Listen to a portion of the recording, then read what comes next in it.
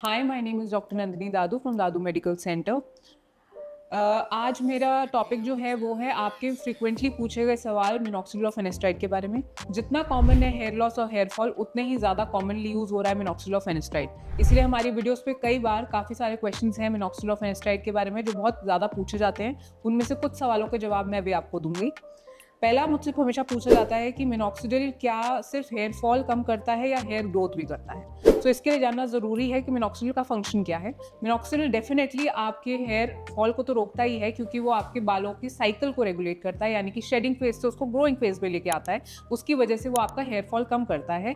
लेकिन साथ ही साथ क्योंकि वो आपका एनाजन फेज यानी कि ग्रोइंग फेज बढ़ाता है, इसीलिए वो हेयर ग्रोथ प्रमोटर भी है। तो इसीलिए आप उसको दोनों फंक्शंस के लिए इस्तेमाल कर सकते हैं।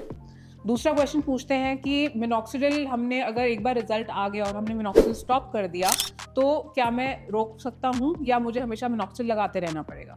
इसका जवाब ये है कि अगर आपको मिनॉक्सिडिल से रिजल्ट आ गया है तो डेफिनेटली आपको 3 बातों का ध्यान रखना है। पहला, कि आपने एकदम से मिनॉक्सिडिल बंद नहीं करनी। जब भी आपको मिनॉक्सिडिल बंद करनी है तो आपको पहले एक नॉन मिनॉक्सिडिल सीरम पे धीरे धीरे स्विच करना है। उसके बाद धीरे धीरे मिनॉक्सिडिल की फ्रीक्वेंसी कम करते हुए उसे स्टॉप करेंगे, नहीं तो आप इमीडिएटली हेयर फॉल देखेंगे जो आपके लिए फिर से बॉदरिंग होगा।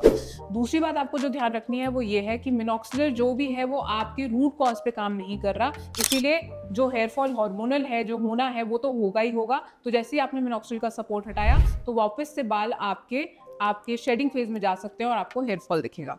तीसरी चीज़ ये है कि मिनॉक्सिडिल आपको सारी जिंदगी नहीं लगाना, तो आप ध्यान रखें कि आप कुछ ना कुछ रिस्टोरेटिव थेरेपीज का भी सहारा ले सकते हैं, यानी कि पीआरपी, जीएफसी जो बहुत कॉमनली अवेलेबल हैं, या अब जो और ज़्यादा एडवांस टेक्नोलॉजीज आ गई हैं, ताकि आप मिनॉक्सिडिल के रिजल्ट को मेंटेन भी कर सकें और उसको आराम से स्टॉप भी कर सकें।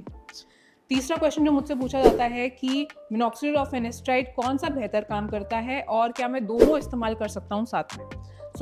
इसका आंसर ये है कि मिनॉक्सिडिल और फेनेस्ट्राइड दोनों अलग अलग कॉम्पोजिशंस हैं, दोनों अलग अलग फंक्शन करते हैं। यानी कि मिनॉक्सिडिल जब हमने बात करी कि वो आपके हेयर फॉल को रोकता है, हेयर ग्रोथ प्रमोट करता है, तो वैसे ही फेनेस्ट्राइड जो है वो डीएचटी ब्लॉकर है। तो आप दोनों को कंपेयर नहीं कर सकते, दोनों का फंक्शन अलग है। जब आप मिनॉक्सिडिल लेने की बात करते हैं तो मिनॉक्सिडिल आप ले सकते हैं अपनी हेयर ग्रोथ को बेटर करने के लिए, लेकिन अगर आपको अपने स्कैल्प पर evident signs of hair fall दिख रहे हैं, हेयर लाइन पीछे जाती दिख रही है, हेयर थिनिंग दिख रही है, तो डेफिनेटली वो हार्मोनल है और आप उसको फेनेस्ट्राइड से ही ठीक कर सकते हैं। तो आप क्या दोनों एक साथ ले सकते हैं? डेफिनेटली आप ले सकते हैं, और इसीलिए बहुत कॉमनली आजकल जो हेयर सीरम्स अवेलेबल हैं उसमें मिनॉक्सिडिल और फेनेस्ट्राइड का टॉपिकल सीरम आपको मिल जाता है, जो आप कम से कम रात को सोने से पहले एक बार लगाएं तो आप अपने स्कैल्प पर काफ़ी अच्छी डेंसिटी इंप्रूवमेंट देख सकते हैं और हेयर लॉस को भी रोक सकते हैं। चौथा सवाल मुझसे पूछा जाता है कि अगर मैं फेनेस्ट्राइड खाकर छोड़ दूं तो क्या मेरे बाल फिर से गिर जाएंगे। तो जैसे कि मैंने कहा, फेनेस्ट्राइड एक डीएचटी ब्लॉकर है, तो जब तक आप फेनेस्ट्राइड खा रहे हैं तब तक वो आपके डीएचटी को कम कर रहा है और वो जाके आपके बालों पे चिपककर उसे कमज़ोर नहीं कर रहा। लेकिन जैसे ही आपने फेनेस्ट्राइड रोका, वापस से डीएचटी आपके बॉडी में बढ़ने लग जाएगा, फिर से बालों पे चिपकेगा, बालों को कमज़ोर करेगा और आपका हेयर फॉल फिर से हो सकता है। तो डेफिनेटली फेनेस्ट्राइड को छोड़ने के बाद आप हेयर फॉल देख सकते हैं। पांचवा सवाल ये है कि is it safe to use minoxidil and finasteride for years. अब इसमें आपको ये समझना है कि मिनॉक्सिडिल और फेनेस्ट्राइड लंबे समय तक खाने से कोई साइड इफेक्ट तो नहीं है।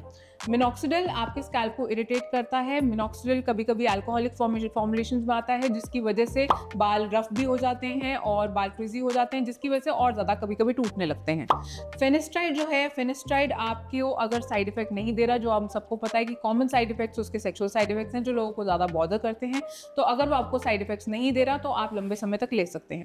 अगर आपको फेनेस्ट्राइड और मिनॉक्सिडिल लंबे समय तक इस्तेमाल करना है तो आपको ध्यान रखना होगा कि मिनॉक्सिडिल फेनेस्ट्राइड कौन से सूटेबल फॉर्म में आपको लेना चाहिए। Under the guidance of doctor लें, हमेशा समझने के बाद कि क्या मुझे उसकी सच में ज़रूरत है। ऐसा तो नहीं है कि मेरे बाल मिनॉक्सिडिल डिपेंडेंट हो चुके हैं, या फिर आप अभी 5% मिनॉक्सिडिल यूज़ कर रहे हैं तो आप 10%, फिर 12.5%, आप धीरे धीरे बढ़ाते जा रहे हैं क्योंकि अब आपके बाल रेजिस्टेंट हो गए मिनॉक्सिडिल से।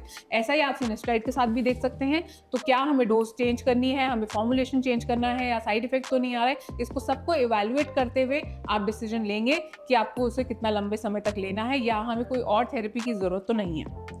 छठा सवाल जो पूछा जाता है वो ये है कि क्या एज लिमिट है मिनॉक्सिडिल और फेनेस्ट्राइड की यूज़ करने की। मिनॉक्सिडिल आप 18 ईयर्स की एज में शुरू कर सकते हैं, या मैं कहूँगी कि जब आपको लगे कि आपके स्कैल्प पर डिफ्यूज थिनिंग दिख रही है, या फिर आपको अपनी हेयरलाइन पीछे जाते हुए दिख रही है, जिसे हम ग्रेड 2 कहते हैं, तब आप मान लीजिए कि आप मिनॉक्सिडिल यूज़ करना शुरू कर सकते हैं। फीमेल्स में अगर मिनॉक्सिल यूज करनी है तो आप 2% से शुरू करेंगे, मेल्स 5% मिनॉक्सिल से शुरू कर सकते हैं। जब आप फिनेस्ट्राइड की बात करेंगे कि क्या एज लिमिट है, तो मैं कहूंगी कि 21 ईयर्स के बाद ही आप फिनेस्ट्राइड इस्तेमाल करना शुरू करें। जब आपको काफ़ी क्लियरली पता चल जाए कि हाँ ये हार्मोनल हेयर लॉस है, तभी आप फिनेस्ट्राइड इस्तेमाल करें। हो सकता है कि आपको डेफिशिएंसीज हो या कोई और कारण हो जिसकी वजह से आपको हेयर फॉल या हेयर लॉस हो रहा है, तो उस केस में आप फिनेस्ट्राइड पे सीधा जंप नहीं करेंगे। आप पहले इवैल्यूएट करेंगे कि आपकी कंडीशन क्या है और क्या वो इन दोनों मेडिकेशंस को रिस्पॉन्ड करेगी, तभी आप ये डिसीजन लें। आई होप ये वीडियो आपको इन्फॉर्मेटिव लगी होगी, और ऐसे और इन्फॉर्मेटिव वीडियोस के लिए आप हमारे YouTube चैनल DMC ट्राइकोलॉजी को सब्सक्राइब कर सकते हैं। Thank you.